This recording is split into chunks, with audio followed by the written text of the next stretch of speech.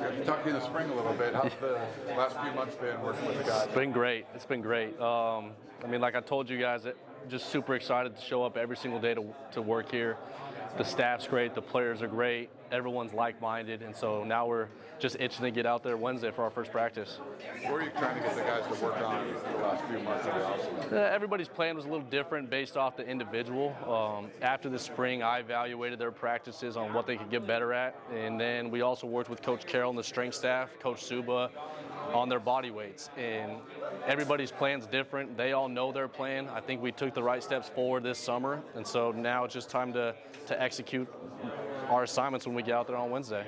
Yeah, what were your impressions when you got to evaluate all the film from spring football? Anything kind of stand out to you? I mean, nothing was perfect, right? There's good and bad, but I think we did some really good things, and then there's obviously some area improvements that everybody's aware of, and now it's my job as the coach to fine-tune that stuff so when we get out there this fall, we're not repeating those same problems. Do you kind of direct them anything for the player run practices? What stuff you kind of want to see? Or? Yeah, obviously we can't be out there for some of the summer hours, but I had a whole plan for them mapped out, typed out, so they could follow all the individual just techniques from a technique standpoint, rep purposes, so we're all on the same page. Yeah. You mentioned Jermaine Carroll, new strength and conditioning coach. What's it like been working with him? He's been awesome. Players love him. I think the bodies are changing in a very positive way, and so I think it was the right hire, a great hire by Coach Riley. Is there something you wanted specifically from the bodies of that group that you wanted to see different at all? I mean, I think anytime you can lean out and put on good muscle mass and you could have a really good looking body, but if you don't play with that body, it doesn't do anything. You know what I mean? But the bodies are definitely going in the right direction. Some tight ends put on some good weight. Some receivers put on some good lean muscle, so I'm excited. Yeah, it's funny you see that before. That like just because it's a big receiver, sometimes they don't play big. Is that? Yeah, I mean, I think you see it every single year in college football, NFL. I mean, you could have a pretty looking player, but they might not be the best player, right? Yeah. But it's getting them to have functional movements, to have good, solid muscle mass, injury prevention stuff. All nowadays, recovery. That's super important as well. What are you kind of looking forward to for spring football? I mean, for fall camp starting this week. Just the opportunity to get out there. We're healthy right now. Some of these guys live up to their role, embrace their roles, but we're just excited for the guys to compete and to see who can emerge to be our top guys. Yeah. Any kind of the young guys impressing you through the last couple of months? Well, in the tight end room, you had Nella, who was here in the spring, and then in the inside receiver room, you got Eison. Eison's got some juice, so excited to just see what he can do this fall. How did he go about sort of prepping to get here and make it? In the spring, myself and Coach Spencer Jones, my graduate assistant, we did some Zooms with him just to kind of just polish him up, with the playbook. And then this spring, meeting with him quite a bit, making sure he's dialed in with that. But he's a guy that invests the time, and he's seeing some good results. But the game does move fast for some of these freshmen, right? And so can they study enough where they can play fast and think less? It's also our job as a coaches to make sure we're teaching them the right way and they understand the details of everything we're trying to do. Speed seemed like a big for him. Oh, he's got it. Yeah, he's definitely got that. Yeah. Is Zach Williams in the inside room or is he working outside?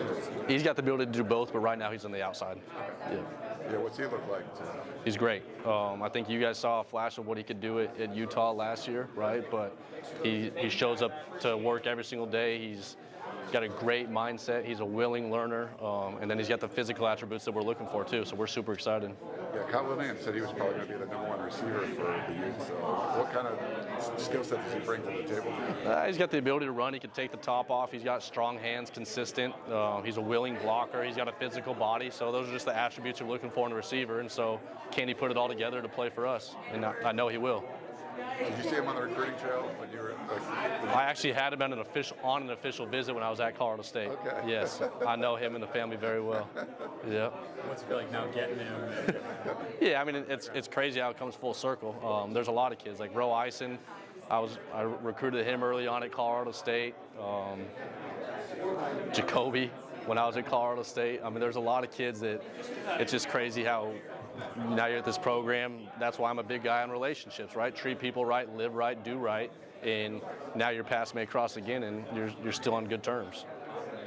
Maikel Lemon has always been like self-motivated and kind of push himself. What's it like as a coach, like appreciating that fact and also finding things to push him and Yeah, as a coach, I mean, we're always trying to say that you want that example of who's doing stuff the right way, right? Maikel Lemon, I gave him and Walker Lyons a shout out the other day because on our summer report cards from the strength staff, they were some of our guys ranked and scored the highest. And that means they're living right, they're doing something to separate themselves from the rest of the pack. And I'm just super excited for the fall that Mackay's about to have.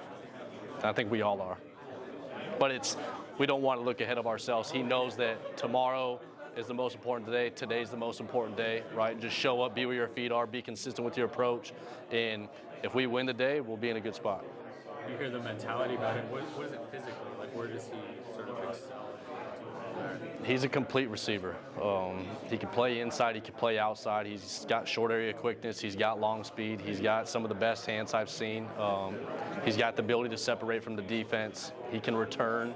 So there's not many questions you can't answer when you're looking for a receiver. You have two guys like him and Jacoby that sort of dominated off-season talk. Do you prep them for like, hey, you guys maybe double like constantly and fight through that and that sort of thing if it doesn't come? Yeah, I mean, those are always conversations that you'll have with a guy. But they're not naive to some of that, right? They're going to know defense is going to try to take them away, but it's our job. And I mean, we work for one of the best offensive minds in college football, and so we'll have no problem getting those guys open. I got to talk to you in the spring. I know you're excited for recruiting and recruiting a place like USC. How's the last couple of months been going? Has it been kind of like what you expected? It's been great. Just spoke with some other guys over there just about the impact that our front office has had, and guys like Chad Bowden, and I worked with Max Stineker. He's my right-hand guy when it comes to inside receivers and tight ends evaluations, and just how diligent they are with their communication plan, their evaluations. We always have a direction on where we want to go, and so when you have that from the head coach and the GM, it makes our life easy as position coaches because we can focus on the prospects we want to recruit, we can focus on coaching the guys in our room, and so when everybody's on the same page and seeing eye to eye, it makes things a lot easier. We're talking a little bit to Walker right now about the transition from Coach Hansen to you. Yep. And he said when he met you, like right away, he knew like it was going to be a good fit. What have you done to kind of instill in these guys like your philosophy and how you're really going to get them up to speed quick? Now it's been a whole spring. But. Yeah, for sure. And I just like you got to be yourself, right? Trust isn't built overnight, and I think trust is a two-way street. It's built through communication, demeanor, actions. How I communicate with them, how they communicate with me, how I act, how I coach them day in and day out, and then how are they performing every single day? How can I trust them? How can they trust me?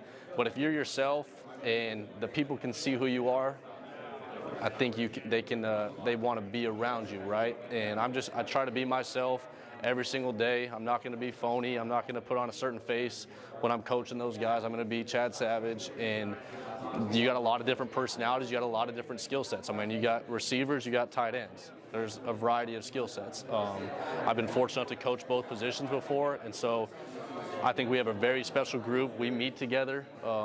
We'll do individual stuff together. Obviously, at times, the tight ends will do some separate stuff, but I'm super excited to just get out there Wednesday and work with these guys to achieve the goals that we want to achieve as a team.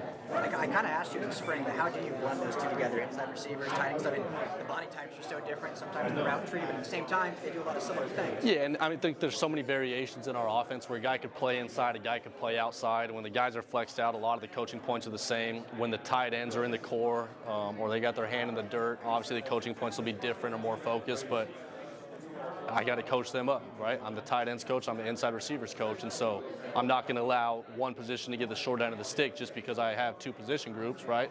I got to make sure these guys are prepared just as much as these guys are prepared. Now you've been here all spring, summer. How's it lived up to expectations coming over here? Loving it. I mean, it's still you still got to kind of pinch yourself and be like, okay, you're at USC. I was just talking to a coach who's a mentor of mine. He just said that first game when you're playing at the Coliseum, I mean, just take a second to look up, be thankful, but go win that game.